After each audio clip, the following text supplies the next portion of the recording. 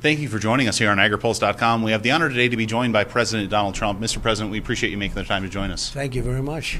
Now, there are a number of farmers and ranchers that were hoping for a quick resolution to the trade dispute with China. Unfortunately, we haven't seen that. In your estimation, why has this dispute lingered on for as long as it has? Because to make a great deal, I have to take more time. China's been ripping us off for many, many years. They've been taking out billions and billions of dollars out of our country, $500 billion on average a year for many years. And I have a great relationship with President Xi, who's the absolute head of China. He's the president of China.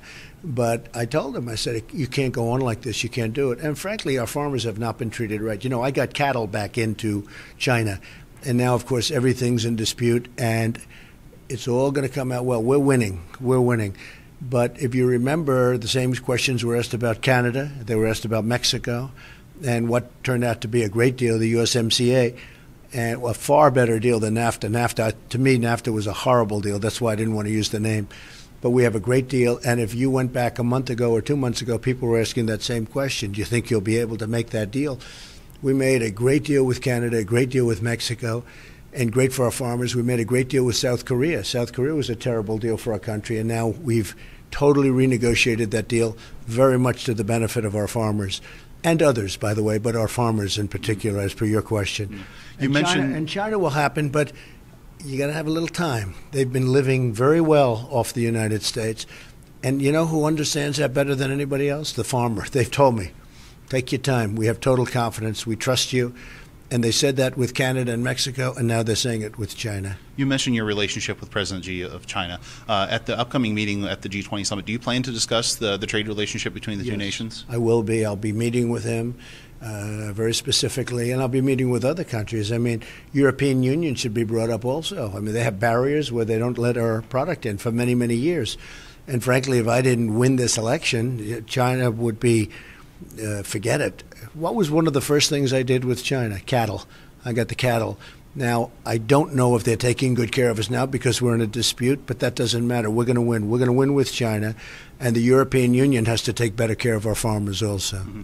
Your administration authorized $12 billion in trade assistance payments to farmers and ranchers impacted by the tariffs, but it authorized it in two tranches, and we've seen the first amount of checks go out, but there's been some questions raised about whether or not that second tranche of payments will happen, or if it happens, what the payment rate will be. What can you tell us about the administration's plans on that subject? Well, that was my idea to do, and that was something I didn't have to do, but I wanted to do it for the farmer because during the negotiation, maybe they'd get hurt. And actually, they're doing better during the negotiation than they used to do before I was here. If you look at the kind of business you do, in fact, I'm going to be reporting on it today in front of the Future Farmers, which is an incredible crowd outside, by the way, but I'll be reporting on that. The farmers are going to do really great. We're opening up markets. I understand the industry. I love the farmers. I think maybe if I wasn't doing this, I might like farming better than anything. They love it. They just love it. They want to wake up in the morning, and this is what they want to do. They're incredible people, but we authorized a lot of help, and they're really thrilled that I didn't have to do that. And Sonny Perdue, our great Secretary of Agriculture, is the one that's in charge, and he feels very strongly that we're going to help until this is all ironed out. But we're actually doing better right now than we did before I got elected. And on top of that, we're making great deals with Mexico and Canada and South Korea.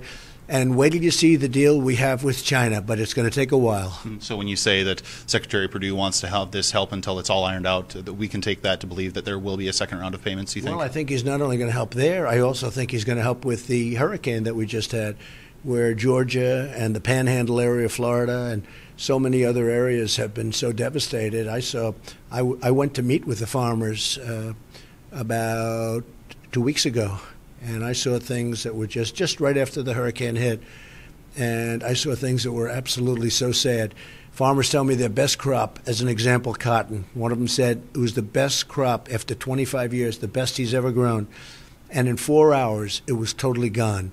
And we're going to help those people. We're going to help a lot of those people, and nobody else would do that but me. And the other thing I did is ethanol. You know, I just approved. I don't know if you saw. The E15, yeah. But if you didn't see, you wouldn't be doing your job very well, right, considering this is what you do. But E15, and so we have 12 months, E15, and Nobody else would have done that, but I'm doing that because I really think it's the right thing to do, and it's great for the farmers. You've tweeted about the Farm Bill a number of times, and specifically the work requirement language, but you've stopped short of issuing a veto threat. So I'll ask you now, are you prepared to veto that legislation if you're not satisfied with the work requirement language? So I can get you a Farm Bill immediately tonight. I can get you a Farm Bill essentially, but I can get you a Farm Bill immediately. I could have had it 2 months ago, 3 months ago.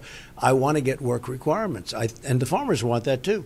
I can get you a very nice farm bill, and we may have to do that for another year, if you want to know the truth. We may have to do that for another period of time because we need to get Republicans in office. We don't have enough votes. In the Senate, we need 10 votes, essentially. We need 10 votes.